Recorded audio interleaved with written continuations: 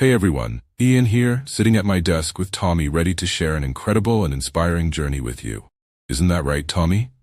Today we're diving into the story of Emma, a dedicated teacher whose life took an unexpected turn. Through resilience and unwavering determination, she faced one of life's toughest challenges. She had a stroke and emerged stronger than ever. This isn't just about recovery. It's about rediscovering strength, hope, and new purpose. So, whether you're here for inspiration, a heartwarming tale, or just to hang out with Tommy and me as we work from our desk, you're in the right place. And if you enjoy this video, don't forget to hit that like button, subscribe, and ring the bell for notifications. Join our community, where we celebrate stories of resilience and triumph every week. Alright, let's get started on Emma's remarkable journey. Hopefully it'll inspire you as much as it inspired us. Let's dive in. Hi everyone, I'm Emma. I'm here to share a piece of my journey with you, one that took me through unexpected challenges and taught me the true meaning of resilience. As a teacher, I've always believed in the power of growth and transformation. My story is about finding strength, hope, and a new beginning, even when life takes an unexpected turn. I hope my experiences inspire you to never give up, no matter what obstacles you face. So, let's dive in and explore what it means to rise above and create something beautiful out of life's challenges. Reflecting on life before everything changed brings a smile to my face. I was a middle school teacher, and each day in the classroom was a new adventure. My room was bright, energetic, and filled with student artwork that made the walls come alive. Each morning, I opened the door, brought a wave of excitement. My students' enthusiasm was infectious. It wasn't just about lessons in math or history, but about teaching them to believe in themselves and discover their passions. This wasn't just a job, it was my calling. My family completed this perfect picture. Mark, my husband, was a pillar of strength and support. Our children, Lily and Ben, filled our lives with joy and spontaneity. Weekends meant family hikes, movie nights, and sweet, simple moments that knitted us closer together. We were connected, and life felt beautifully right. Deeply involved in the community, I found purpose in volunteering and staying busy with meaningful activities. This routine gave my life structure, and I thrived in its predictability, feeling safely in control. But as life often does, it threw an unexpected curveball. Suddenly, all the solidity I had built was tested.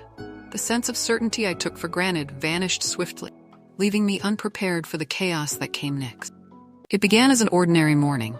Sunlight streamed into the kitchen as I sipped my coffee, planning the day's lessons. Everything seemed normal. Suddenly, a sharp pain seared through my head. I tried to shake it off, but it intensified, spreading down my face and neck. Panic set in when my right hand went numb, and my coffee mug shattered on the floor. My heart raced as the numbness crept down my arm and leg. I tried to call for help, but my voice failed me. My leg gave out, and I crumpled to the floor, fear gripping me. In those terrifying moments, I realized I was having a stroke. How could this happen to me? I was healthy and active. As darkness closed in, disbelief and fear took over. How could life change so dramatically in an instant? When consciousness returned, I was in a hospital room, disoriented by the stark lighting and steady beep of monitors. My body felt foreign. The right side was heavy and unresponsive. Panic rose as I struggled to grasp the bed rail with my left hand, seeking something real to anchor myself. A nurse entered, speaking kind words as she adjusted tubes and checked machines. Her eyes held pity. My attempts to speak resulted in only oblique sound. Hearing I had suffered a stroke landed like a gut punch. The sense of betrayal by my own body was profound. Anger welled up inside me, aimed at my helplessness. Mark entered, looking worn and worried, his presence both comforting and heartbreaking. His grim smile broke me further, highlighting how little control either of us had. Days passed in frustration, trapped in a body that wouldn't respond, surrounded by doctors speaking of rehabilitation I didn't want to hear. Amid the despair, Dr. Harris brought a glimmer of hope. He met my gaze directly, acknowledging the severity of my stroke but also the potential for recovery. His words were grounding, offering a straightforward path rather than false reassurances. This honesty sparked something in me, fragile hope. His belief that I could overcome this bolstered my sagging confidence. encouraging me to commit to the rehabilitation process he laid out. His assurance that I wasn't alone, that a team was behind me, was a lifeline. It was a reminder that despite the daunting journey ahead, I had support. That night, as I lay in the hospital bed, I clung to Dr. Harris's words, repeating to myself, "You're not alone in this." The path to recovery seemed less terrifying with this mantra, urging me to face the struggles that lay ahead. The transfer to the rehabilitation center introduced a new, sterile world. The stark environment felt isolating, but I tried to hold on to Dr. Harris's encouraging words. My room overlooked a dreary parking lot, enhancing my sense of entrapment. Enter Sarah, my physical therapist. Her practical approach and determination were daunting. Despite my mental fog, I absorbed the gravity of her expectations. Initial therapy sessions were grueling. Basic tasks, once effortless, became battles against my own body. Sitting up, standing, walking, all were monumental challenges. Doubt overwhelmed me. Could I ever return to my previous life? Sarah's persistence chipped away at my defeatist thoughts. Her belief in my strength, a beacon in the dark, kept me from capitulating into despair. Each day at the rehabilitation center became an internal and external struggle. Exercises that once seemed simple now drained every ounce of my willpower. Yet the battles within were more intense. Fear of stagnation and not reclaiming my former identity plagued me. Insecurity about my future loomed large. What if teaching was no longer possible? Visits from family buoyed my spirits, but my isolation felt profound, their encouragement clashing with my internal struggle. Tiny glimmers of improvement became my anchor. Gradual strength in my limbs and increased dexterity sparked hope. They served as proof that relentless effort wasn't futile but essential for progress. This realization became my battle cry.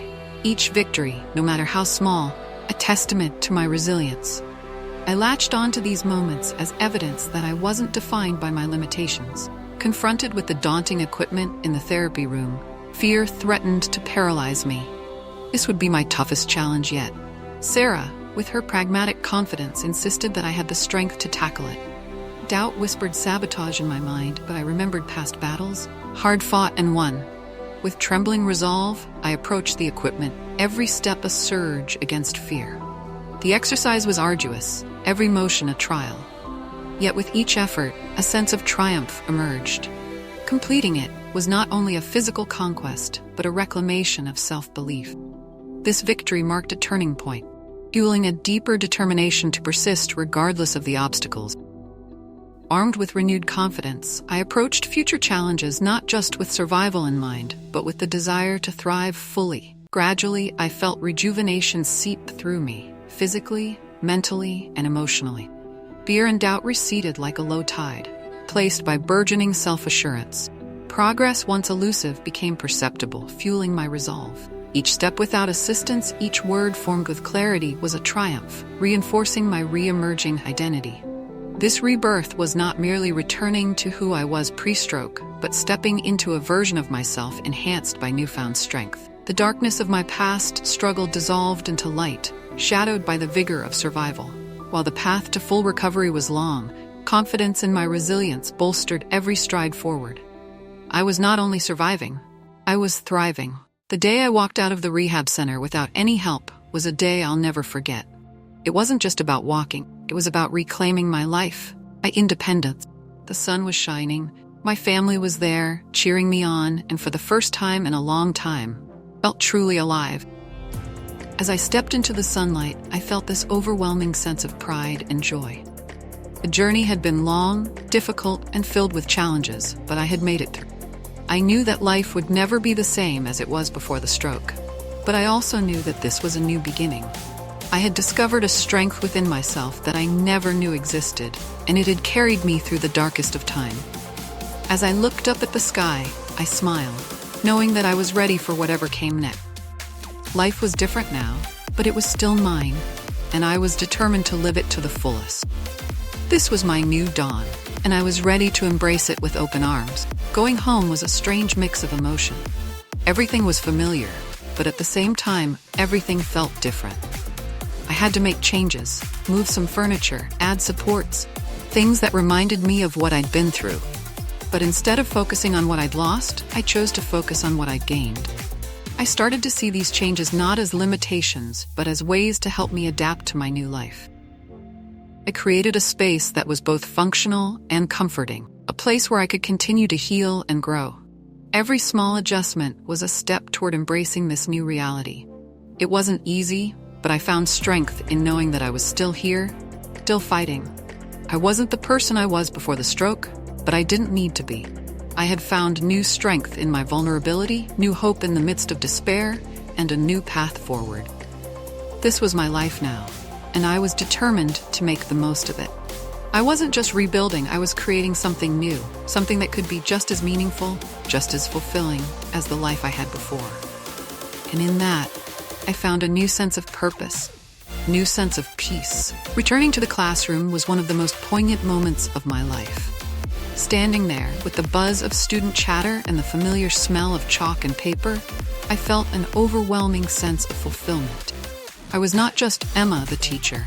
I was Emma, the survivor, the fighter. The students who had once seen me as their teacher now looked at me with a new respect, seeing the story of resilience I had to share.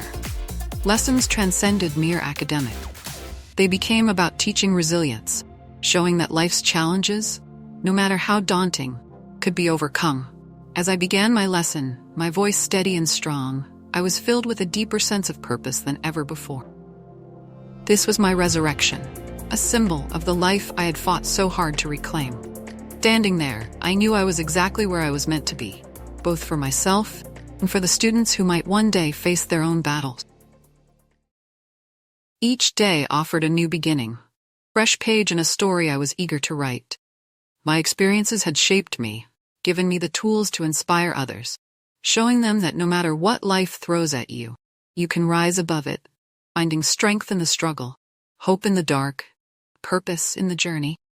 Emma's story is a powerful reminder that no matter the obstacles we face, growth and transformation are always within reach. If Emma's journey inspired you, please give this video a thumbs up.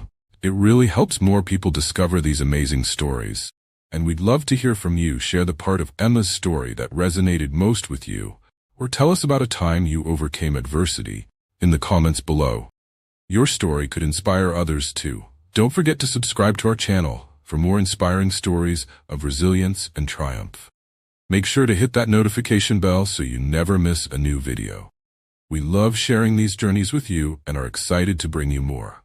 Thanks for watching, from both Tommy and me. Remember, no matter what life throws your way, you can rise above it. See you in the next video.